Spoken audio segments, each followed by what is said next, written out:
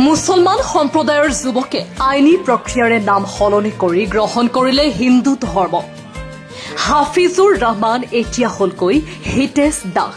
নিজৰ ইচ্ছাৰে মই হিন্দু ধৰ্ম গ্ৰহণ কৰিলোঁ। হাফিজুল ইছলাম আছিল, বৰ্তমান মোৰ নাম হিতেশ দাস। ধৰ্ম পৰিৱৰ্তনৰ পিছতে হিন্দু যুৱতীৰ সৈতে বিবাহ পাশত আবদ্ধ হল হিতেশ দাস। গোৱালপাৰা জিলাৰ কৃষ্ণাই জ্যোতিনগৰৰ বাসিন্দা হাফিজুল ইছলামে আইনী প্ৰক্ৰিয়া সম্পূৰ্ণ কৰি নিজৰ নাম সলনি কৰে। নতুন নাম অনুসৰি তেওঁ এতিয়া হিতেশ দাস নামেৰে পৰিচিত। জানিব পৰা মতে বৰদামালস্থিত তিৰুপতি বালাজী মন্দিৰত সম্পূৰ্ণ বৈদিক ৰীতি নীতি অনুসৰি তেওঁ হিন্দু ধৰ্ম গ্ৰহণ কৰে। অনুষ্ঠানত উপস্থিত থকা লোকসকলৰ সন্মুখতে ধৰ্মীয় নিয়ম অনুসৰি সকলো আনুষ্ঠানিকতা সম্পন্ন কৰা হয়।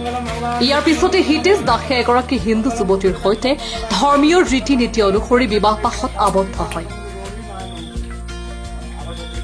নিজৰ ইচ্ছাৰে মই হিন্দু ধৰ্ম গ্ৰহণ কৰিলোঁ। মোৰ সনাতন ধৰ্ম ভাল লাগে, সেইকাৰণে মই সনাতন ধৰ্মক আজিৰ পৰা পালন কৰি আৰু মোৰ পত্নীক মই আজি বিয়া কৰাইছোঁ হিন্দু ধৰ্ম। আপোনাৰ আগতে নাম কি আছিল? হাফিজুল ইছলাম আছিল, বৰ্তমান মোৰ নাম হিতেশ দাস। চেঞ্জ কৰিছোঁ আজি কটত যাই নিজে ইচ্ছাই, কোনো মোৰ জবৰদস্তি কোনো কিছু কৰা নাই। আইনী প্ৰক্ৰিয়া চেঞ্জ কৰিছোঁ কটত। হিন্দু ধৰ্ম গ্ৰহণ কৰি কেনেকুৱা লাগিছে? ভাল লাগিছে, আপুনি বিয়া পাতিছোঁ। এতিয়া আপোনাৰ আগৰ ঘৰৰ মানুহখিনি কিবা ক'ব নেকি? নাই মই একো ক'ব লগা নাই তেখেতৰ মতন থাকক। মই মোৰ হিচাপত মই মোৰ পত্নীৰ লগত থাকিব বিচাৰিছোঁ। আপুনি সনাতন ধৰ্ম পালন কৰি তেনেকৈ জয় সনাতন।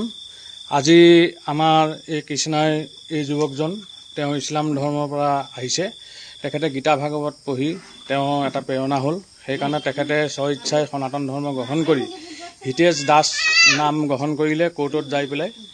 আৰু তেওঁ গোত্ৰ কাশ্যপ হ'ল, তেওঁ বেদ সামবেদ হ'ল।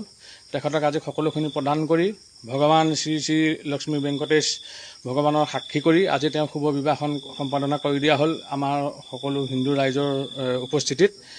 গতিকে আজিৰ পৰা তেখেতে সম্পূৰ্ণ হিন্দু নিয়মত যিখিনি পাপ প্ৰায়চিত্ত কৰি স্বৰ্ণামৃত খাই পঞ্চগব্য খাই যিখিনি শুদ্ধি হ'ল, আজিৰ পৰা তেওঁ সনাতনী হ'ল আৰু কালিৰ পৰা তেওঁ সকলো সনাতনী নিয়মখিনি অভ্যাস কৰিব। আৰু ভৱিষ্যতে এওঁ যেন তেওঁৰ পত্নীৰ লগত সুখৰ সংসাৰ থাকে সেই উদ্দেশ্যে ভগৱন্তক প্ৰাৰ্থনা জনাইছোঁ আৰু আমাৰ আশীৰ্বাদ থাকিল। আৰু সদৌ অসম হিন্দু ৰাইজক যেন মোৰ ফালৰ পৰা এটা প্ৰাৰ্থনা যেন আপোনালোকে যেন সদায় এওঁলোকক যেন সমৰ্থন কৰে, এওঁলোকৰ লগত যেন বিপদে আপদে থিয় হয়, এইটোৱে মোৰ